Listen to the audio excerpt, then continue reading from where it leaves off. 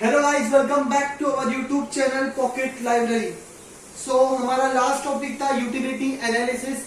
जिन लोगों ने मेरा वो वीडियो नहीं देखा है वो पहले जाकर डिस्क्रिप्शन के अंदर उसकी लिंक मैं डाल दूंगा, वहां से वो पहले चैप्टर नंबर 2 देख लेना, फिर चैप्टर नंबर 3 की तरफ आइएगा। तो हमारा चैप्टर नंबर 3A है डिमांड। अब 3A क्यों? क्योंकि इसका एक और एक चैप्टर है इससे रिलेटेड जो आगे आएगा अपने को, but let's focus on this. हमारा चैप्टर का नाम क्या है? डिमांड। ठीक है, अब क्या होता है demand? Demand means desire. Desire means desire क्या होती है? Demand means desire for a commodity, मतलब किसी चीज की मांग या किसी चीज को खरीदने की इच्छा। डिजायर मीन्स किसी चीज को खरीदने की इच्छा। नॉर्मल टर्म में डिमांड का मतलब यही होता है कि demand means desire for a commodity, but economics terms के अंदर डिमांड किससे बनता है मालूम क्या? ये 3 चीजों से। डिजायर तो रहेगा ही, क्योंकि डिमांड का मतलब ही डिजायर होता है, किसी चीज को खरीदने की इच्छा होनी चाहिए इंसान की, किसी चीज की मांग। ठीक है, बट उसके अंदर willingness to purchase and ability to pay. ठीक है, ये दोनों चीज ऐड होगी तो ही इकोनॉमिक्स के अंदर डिमांड बनता है। अब इसका मतलब क्या होता है?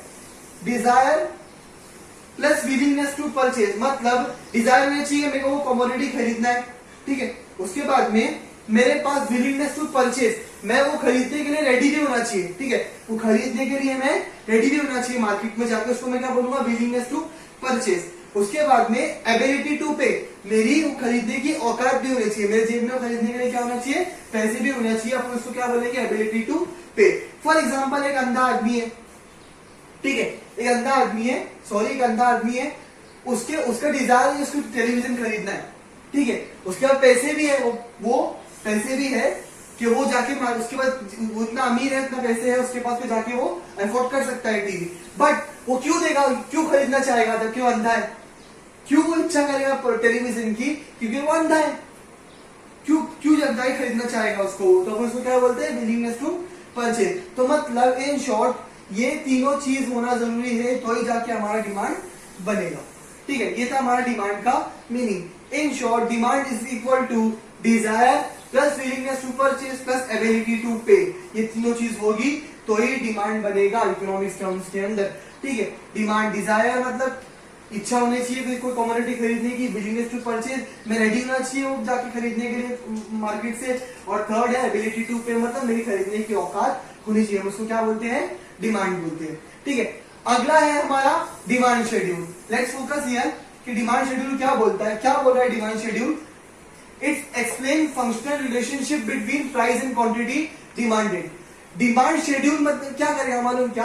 प्राइस और क्वांटिटी डिमांडेड, प्राइस और डिमांड के बीच का रिलेशन हमको क्या करेगा? एक्सप्लेन करेगा। मतलब क्या हो गया? देखो फॉर एग्जांपल एक छोटा सा एग्जांपल लेता हूं कि मेरे को कोई कमोडिटी खरीदना है मार्केट से जाके, ठीक है, वो महंगी रहेगी तो मैं क्यों खरीदूंगा? सिंपल सी बात है, मैं क्या करूंगा? उसका प्राइस गिरने का क्या करूंगा? वेट करूंगा। ठीक है, जैसे उसका प्राइस गिरेगा मैं क्या करूंगा? उसको खरीदने चले जाऊंगा मार्केट के अंदर। क्यों दूंगा मुझे पैसा? कोई चीज महंगी है मार्केट के अंदर उसके लिए पैसा।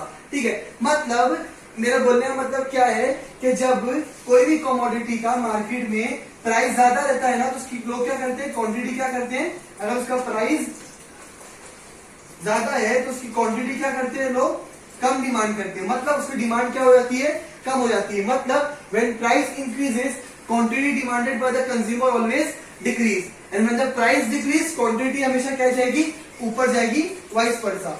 मतलब प्राइस कम हुआ कोई भी कमोडिटी का, प्राइस कम हो गया, जो पहले प्राइस था वो कम हो गया। फॉर एग्जाम्पल मार्कर मेरे हाथ में अभी, ठीक है, ये मार्कर है 10 रुपए का। हाँ, 10 रुपए का है तो मैं इसको 1 खरीदता हूँ। जैसे ही 8 रुपए का हुआ मैंने 2 खरीद लिया, 6 रुपए का हुआ 3 खरीद लिया। तो ये था हमारा डिमांड शेड्यूल का मतलब। अब डिमांड शेड्यूल के 2 पार्ट है, इंडिविजुअल डिमांड शेड्यूल और मार्केट डिमांड शेड्यूल। ठीक है, अब पहले देखते हैं इंडिविजुअल डिमांड शेड्यूल क्या होता है।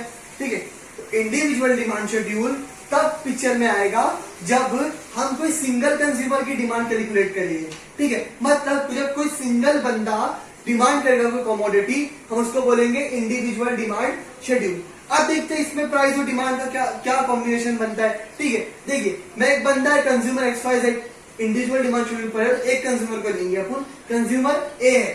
ठीक है, वो गया खरीदने के लिए कमोडिटी, प्राइस था 10 रुपीज, उसने क्या किया?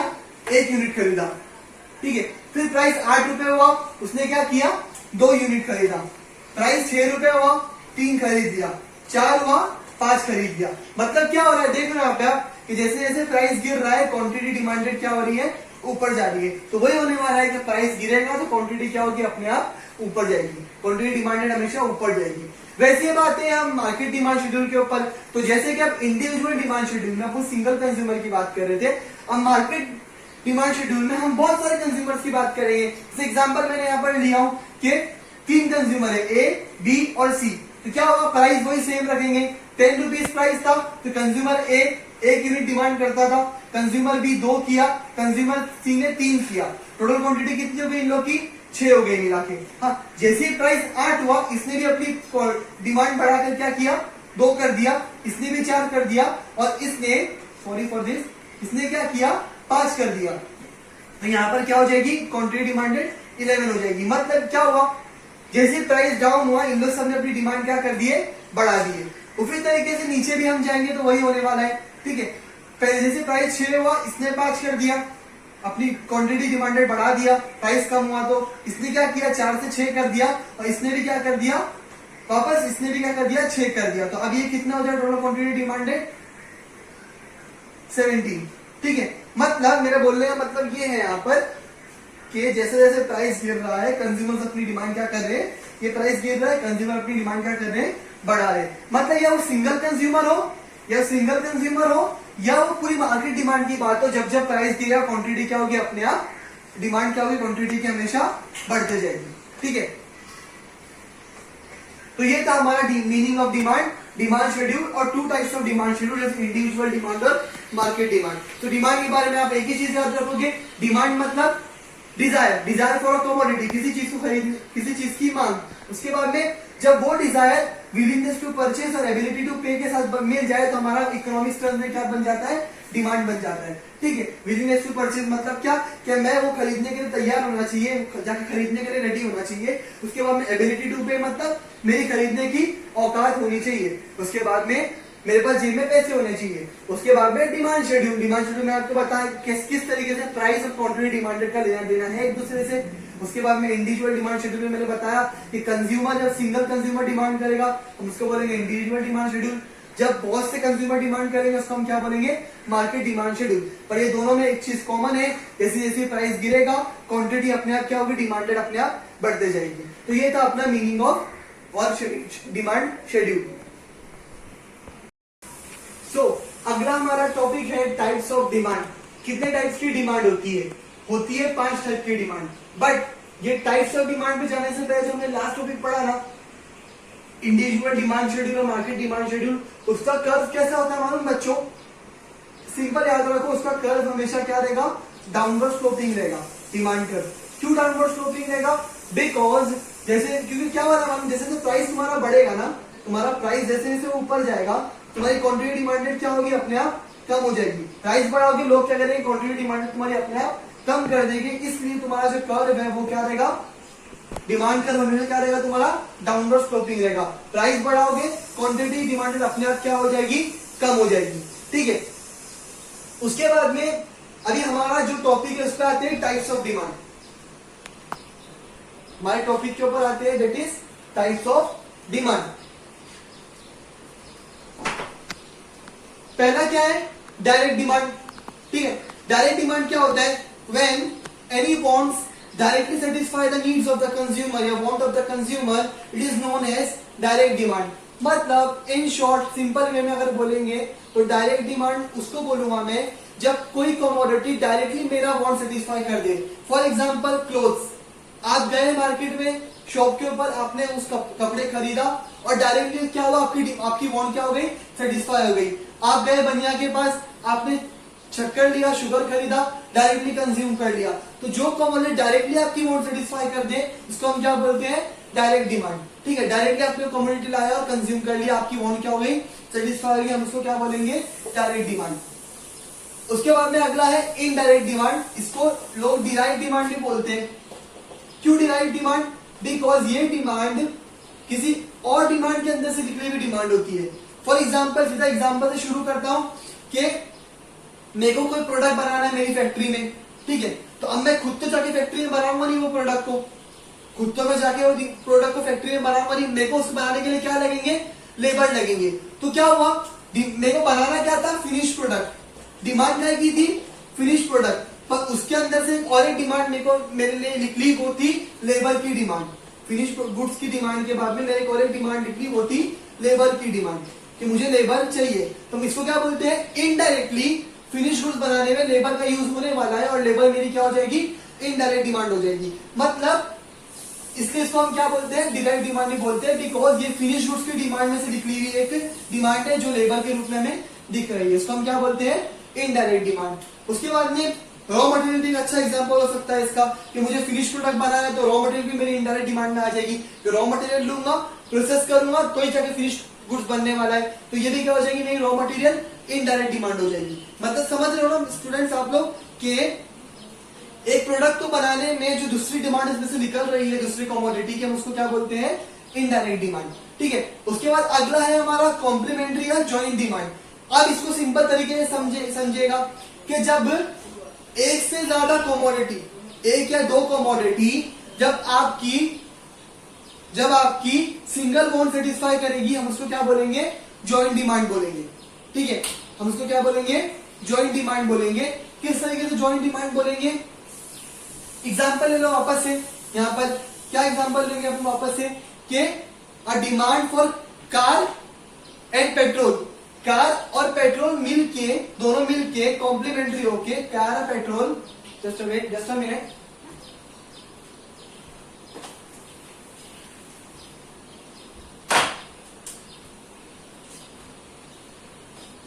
कार और पेट्रोल दोनों मिलके आपकी सिंगल बॉन्ड को सेटिस्फाई कर रहे हैं। मतलब इन शॉर्ट, व्हेन टू और more commodity satisfy your single bond, it is known as complementary या जॉइंट डिमांड। मतलब एक या दो कमोडिटी मिलके आपकी सिंगल बॉन्ड को सेटिस्फाई करेंगे। जैसे कार और पेट्रोल आपकी दोनों मिलके आपकी एक बॉन्ड को सेटिस्फाई करते हैं। कार है, पेट्रोल नहीं है तो कोई मतलब नहीं है, पेट्रोल है, कार नहीं है तो कोई मतलब नहीं है। आप दोनों मिलकर आपकी बॉन्ड को क्या कर रहे हैं, सेटिस्फाई कर रहे हैं। ठीक है, आप दोनों एक साथ डिमांड करते हो तो हम उसको क्या बोलते हैं, जॉइंट या कॉम्प्लीमेंट्री डिमांड। उसके बाद अगला है हमारा कॉम्पोजिट डिमांड। अगला क्या है हमारा, कॉम्पोजिट डिमांड। अब कॉम्पोजिट डिमांड इसका पूरा अपोजिट है। यहाँ पर क्या हुआ, एक या दो कमोडिटी मिलके, एक से ज्यादा कमोडिटी मिलके आपकी सिंगल बॉन्ड सेटिस्फाई कर रहे हैं। यहाँ पर सिंगल कमोडिटी रहेगी पर आपकी वो बहुत सारी बॉन्ड को क्या करेगी, सेटिस्फाई करेगी। फॉर एग्जाम्पल इलेक्ट्रिसिटी है तो एक कमोडिटी पर आपके बहुत से बॉन्ड सेटिस्फाई हो रहे हैं, जैसे कि फैन भी चल रहा है, फ्रिज भी चल रहा है, वॉशिंग मशीन चला रहे हो, उससे मोबाइल चार्ज कर रहे हो, तो है सिंगल कमोडिटी बट आपकी बहुत सारी बॉन्ड को क्या कर रही है, सेटिस्फाई कर रही है। हम उसको क्या बोलते हैं, कॉम्पोजिट डिमांड। उसके बाद हमारा लास्ट है कॉम्पिटिटिव डिमांड। अब कॉम्पिटिटिव डिमांड के लिए एक बात याद रखो, जस्ट अ मिनट। हाँ, कॉम्पिटिटिव डिमांड के लिए आप एक बात याद रखो, कॉम्पिटिटिव डिमांड कभी भी सब्स्टिट्यूट गुड्स से निकलेगी। ये सब्स्टिट्यूट गुड्स से क्या होगी, बनेगी। अब सब्स्टिट्यूट गुड्स क्या होते हैं, मतलब एक सब्स्टिट्यूट गुड्स क्या होते हैं, क्या आप एक कमोडिटी के बदले दूसरी कमोडिटी से काम चला सकते हो। फॉर एग्जाम्पल इधर देखिएगा, टी या कॉफी,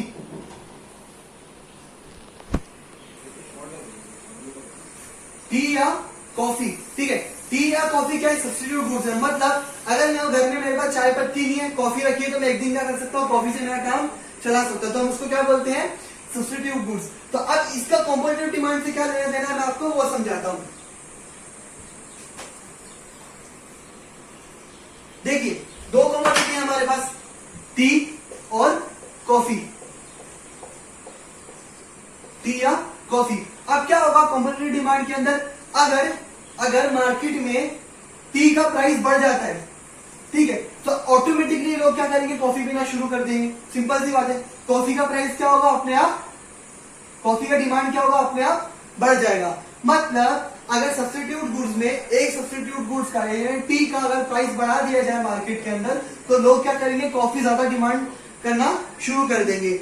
इन शॉर्ट याद रखो कि अगर किस दोनों में से किसी का भी प्राइस बढ़ा होगा तो अगली वाली कमोडिटी की डिमांड अपने आप क्या होगी, बढ़ जाएगी। सिंपल सी बात है ना, महंगी चाय पीने से अच्छा लोग सस्ती कॉफी पीना पसंद करेंगे, महंगी कॉफी पीने से अच्छा लोग सस्ती चाय पीना पसंद करेंगे। मतलब इसमें होता वही है कि अगर तुम इसकी प्राइस बढ़ाओगे तो इसकी डिमांड बढ़ जाएगी, इसकी प्राइस बढ़ाओगे तो इसकी डिमांड क्या होगी, अपने आप बढ़ जाएगी। तो उसको क्या बोलते हैं, कॉम्पिटिटिव डिमांड, या फिर डिमांड फॉर सब्स्टिट्यूट गुड्स। ठीक है, तो ये था हमारा टाइप्स ऑफ डिमांड।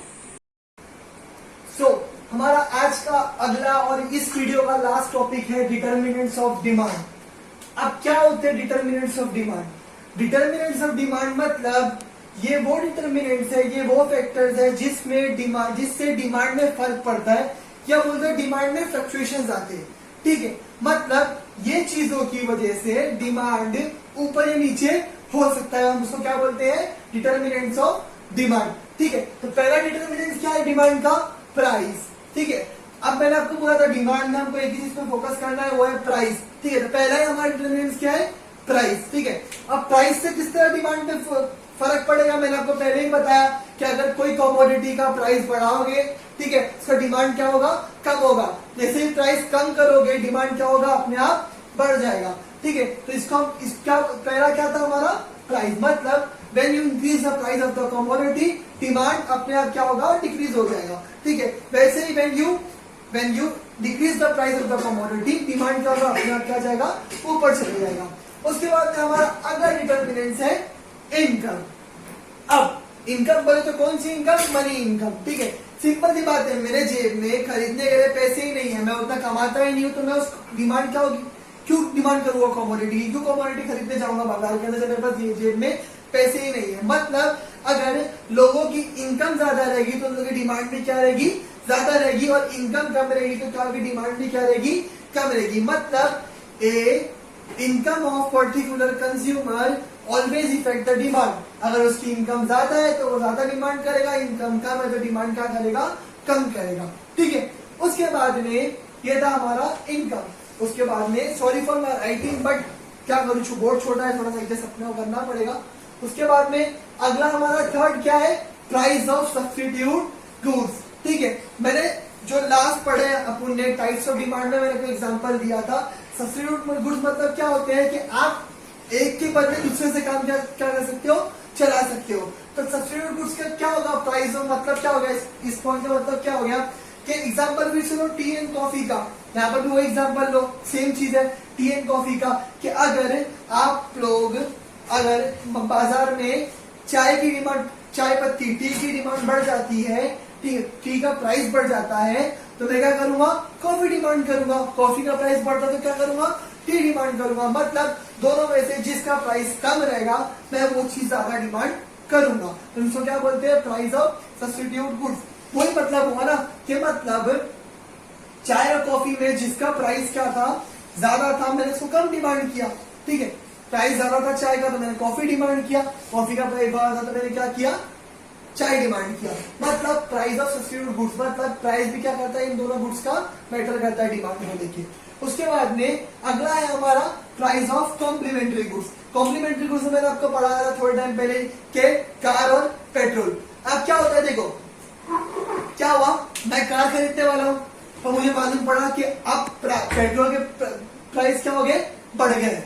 ठीक है, पेट्रोल के प्राइस क्या हो गए, बढ़ गए, तो ऑटोमेटिकली क्या करूंगा, कार खरीदने का प्लान क्या करूंगा, ड्रॉप कर दूंगा। मतलब मुझे पता चला कि अब पेट्रोल के प्राइस क्या हो गए, बढ़ गए, तो मैं क्यों, मेरा खर्चा बढ़ा, क्यों मेरा कॉस्ट बढ़ा, तो मैंने क्या किया, कार का डिमांड क्या कर दिया, अपने आप कार की जो मेरी वांट है वो अपने आप खत्म कर दिया। जो कार का डिमांड है वो क्या होगा, मेरा अपने आप खत्म हो गया। मतलब अगर दो कमोडिटी है, जैसे कि हमने एग्जांपल लिया कार और पेट्रोल, तो अगर पेट्रोल का प्राइस बढ़ेगा तो कार का डिमांड क्या होगा, पेट्रोल का प्राइस बढ़ेगा तो कार का डिमांड क्या होगा, अपने आप कम हो जाएगा, और वाइस वर्सा। हम इसको क्या बोलेंगे, प्राइस ऑफ कॉम्प्लीमेंट्री गुड्स। उसके बाद में हमारा अगला है नेचर ऑफ प्रोडक्ट्स। ठीक है, अब बात है एक ऐसे प्रोडक्ट की, ठीक है, अब बात है ऐसे प्रोडक्ट की, नेचर प्रोडक्ट का मतलब क्या होगा, कोई ऐसा प्रोडक्ट है जिसको मैं खरीदे बिना रह नहीं सकता, मुझे वो खरीदना कंपलसरी है, मुझे खरीदना ही पड़ेगा, वो मेरी नेसेसिटी है। For example medicine, for example for example medicine, ठीक है। अब मेडिसिन का प्राइस कम हो या ज्यादा हो, लगेगी मुझे वो, ठीक है, वो मुझे लगेगी, खरीदना तो पड़ेगा ही। तो क्या होता है, नेचर ऑफ प्रोडक्ट भी क्या करता है, डिमांड को क्या करता है, इफेक्ट करता है। मतलब अगर मेडिसिन का प्राइस बढ़ता भी है तो वो डिमांड में रहने वाली है, कम भी होता है तो वो डिमांड में रहने वाली है, कि पेशेंट को मेडिसिन की जरूरत क्या होती है, पड़ती है, ठीक है। उसके बाद हमारा अगला है साइज ऑफ पॉपुलेशन। सिंपल सी बात है यार, अगर सिंपल सी बात है, अगर पॉपुलेशन ज्यादा है तो उस एरिया की या डिमांड, उस मार्केट की डिमांड क्या होगी, ऑटोमेटिकली ज्यादा रहेगी। पॉपुलेशन कम है तो क्या होगी, डिमांड क्या होगी, अपने आप कम होगी। इस टॉपिक को स्ट्रेच करने की जरूरत नहीं है। थोड़ा कैमरा एंगल थोड़ा सा ऊपर कर लेंगे हम, ताकि आपको मैं देख सकूं। कैमरा में थोड़ा ऊपर कर लेता हूं मैं, ठीक है। उसके बाद में अगला है एक्सपेक्टेशंस अबाउट फ्यूचर प्राइस। इसका मतलब क्या हो गया कि अभी मेरे को मालूम पड़ा, फॉर एग्जाम्पल लॉकडाउन चालू है, ठीक है, या नॉर्मल एग्जाम्पल ले लो कि मुझे मालूम पड़ा कल से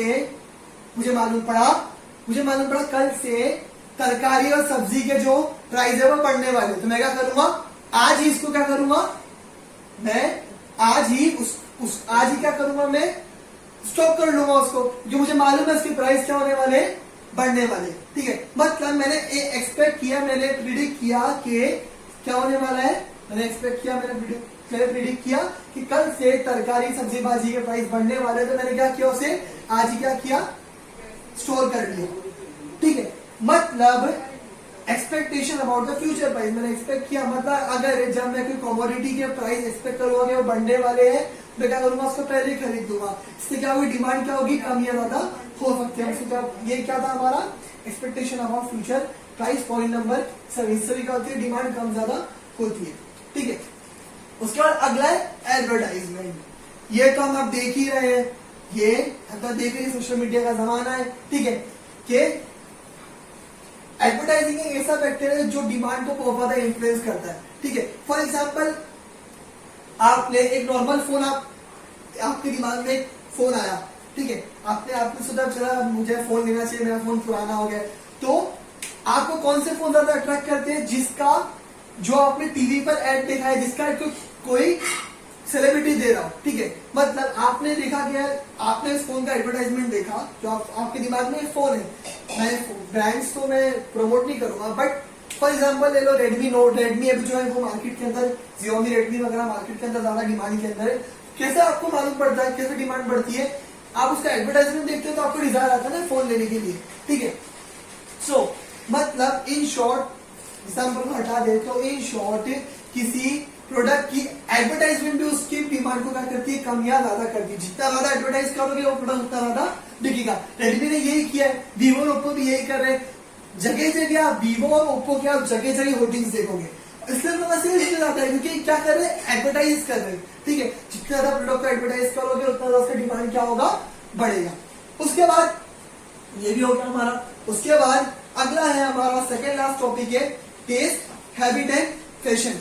अभी क्या हो गया देखो, फॉर एग्जाम्पल एक कंज्यूमर है XYZ, उसको चॉकलेट खाना बहुत पसंद है, तो ऑटोमेटिकली चॉकलेट डिमांड करेगा, उसके लिए चॉकलेट की डिमांड क्या होगी, अपने आप बढ़ेगी, ठीक है। किसी की आदत है कोई कमोडिटी यूज करने की, किसी का एडिक्शन है, तो अपने आप उसकी डिमांड क्या होगी, कम या ज्यादा होगी, ठीक है। उसके बाद एक फैशन है, आप फैशन का क्या लेना देना है डिमांड से। फॉर एग्जाम्पल थोड़े टाइम पहले तक का हम कीपैड वाले फोन यूज करते थे, ठीक है। अब पूरा ट्रेंड ही चेंज हो गया, हम आ गए स्मार्टफोन के ऊपर। तो अब क्या है, उस वक्त में वो कीपैड वाले फोन की डिमांड क्या थी, बहुत ज्यादा थी मार्केट में, पर जैसे ही एंड्रॉइड फोन आया, ट्रेंड चेंज हुआ, वैसे ही क्या हुआ, स्मार्टफोन की डिमांड क्या हो गई, बढ़ गई अपने आप। क्या होता है, फैशन चेंज होने से, ट्रेंड चेंज होने से क्या होता है, डिमांड पर इफेक्ट पड़ता है।